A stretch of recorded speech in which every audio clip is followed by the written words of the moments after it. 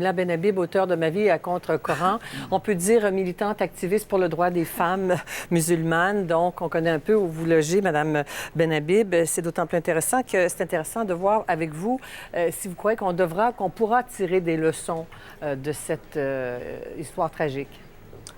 Oui, bien sûr, aujourd'hui, on assiste à une grande victoire, à une énorme victoire, celle des femmes de culture et de foi musulmane qui ont choisi soit de rompre, soit de prendre leur distance avec un système qu'elles jugent archaïque, voire aliénant.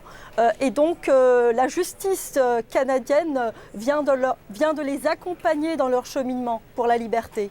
Vous avez évidemment suivi ce procès de très près. Est-ce que vous vous êtes imaginé à un moment donné que la maman, que Touba Yahya pouvait être une femme soumise, dominée, sans aucune liberté et qui vivait dans la peur, dans la contrainte?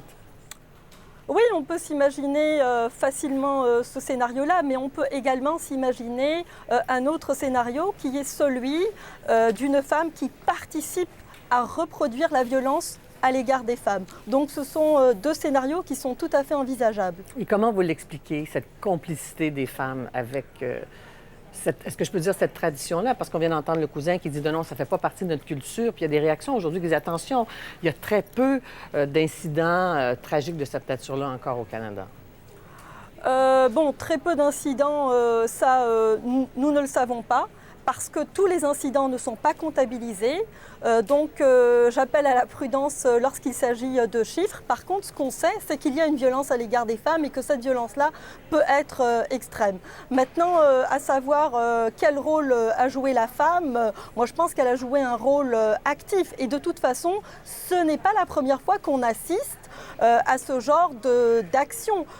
Les femmes sont en général également gardiennes des traditions. Je vous rappellerai qu'en Afrique, par exemple, ce sont elles qui excisent. Je vous rappellerai que c'est également les femmes qui organisent les cohortes anti-avortement. Donc, vous savez, les femmes ne sont pas de façon comme ça générale constamment du côté du progrès lorsqu'il s'agit des droits des femmes.